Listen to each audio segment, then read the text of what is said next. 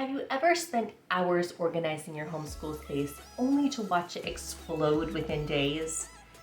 You're not failing, your system is. Most organizing systems are built for Pinterest and not for real life with kids.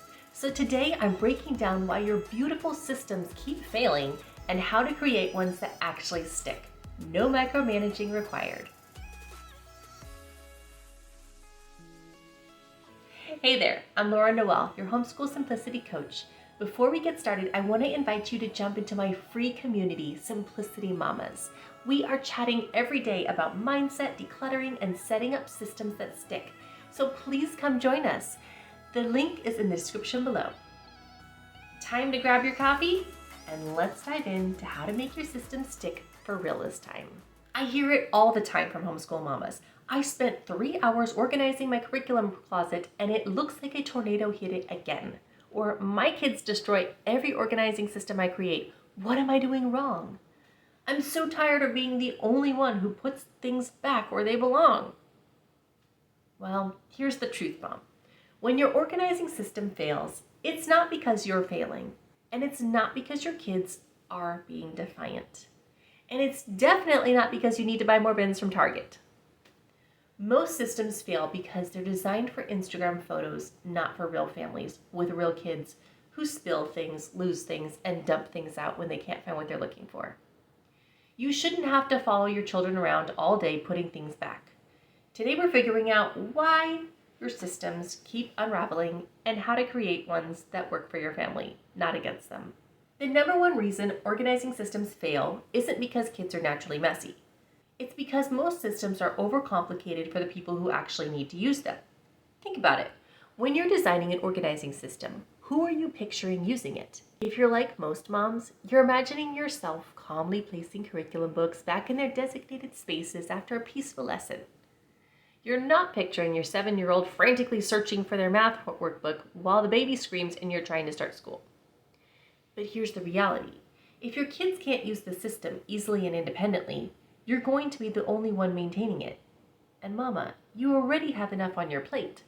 Those perfectly coordinated bins with tiny labels hidden inside closed cabinets, those work great for the Container Store catalog, but they fail miserably when your kids need to actually find something or put something away quickly.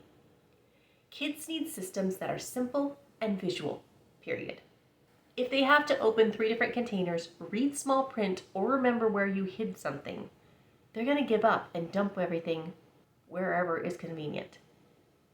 And honestly, I don't blame them. And here's something most organizing experts won't tell you. Pretty and functional are often opposites when it comes to kids' systems. Those beautiful matching opaque storage containers that look so sophisticated, your kids can't see what's inside them. So what do when they need something? They dump it out. Kids are extremely visual learners. If they can't see it, they assume it's not there. If they can't quickly identify where something belongs, they'll stick it wherever is easiest. This isn't laziness, this is how their brains work. I made this mistake in my house. I used to have fabric bins in our cube organizer for toys, just a catch-all for whatever.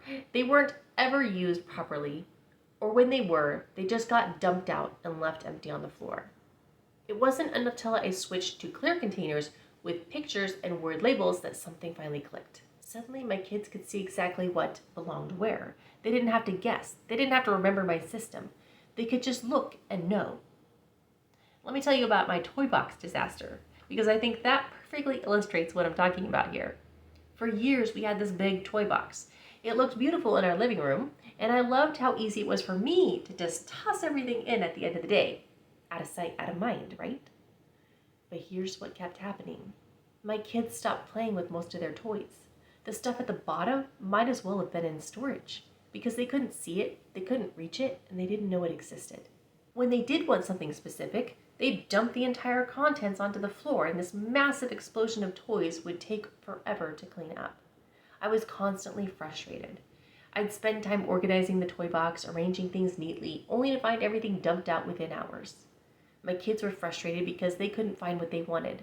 And honestly, we were all starting to feel like the toys owned us instead of the other way around.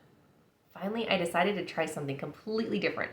I got rid of the toy box and invested in a 9-cube organizer with small bins from Target. And here's the key. I didn't just switch containers. I completely changed how we thought about toy storage. Instead of one giant category called toys, we created specific categories that made sense to our kids. One bin for Barbies, one bin for our generation doll accessories, one for kitchen and play food, one for baby doll accessories, one for cars, a catch-all bin for small miscellaneous toys because everybody needs that.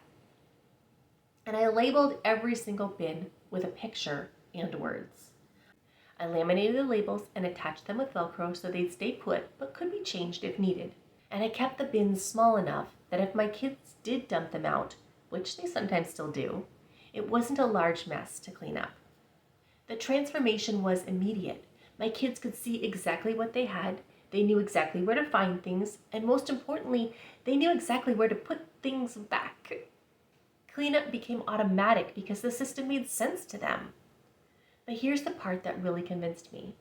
My kids started playing with toys they'd forgotten they had, because they could see them, because they could access them easily. All right, let's get practical. If you're ready to stop being the only person in the house who maintains your organizing systems, here's exactly what you need to do. Start simple. Pick one area, just one. I know it's tempting to overhaul your entire homeschool setup at once, but that's a recipe for overwhelm. Choose something small and manageable, your curriculum cart, a teacher toolbox, or art supplies. Success in one area will give you momentum for the next. Then make it visual. Whatever container system you choose, make sure your kids can see what's inside. That might mean switching from solid bins to clear ones. It might mean adding picture labels to drawers.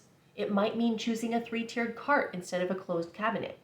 Remember, if it's out of sight, it's out of mind for kids. Then you want to get the right containers.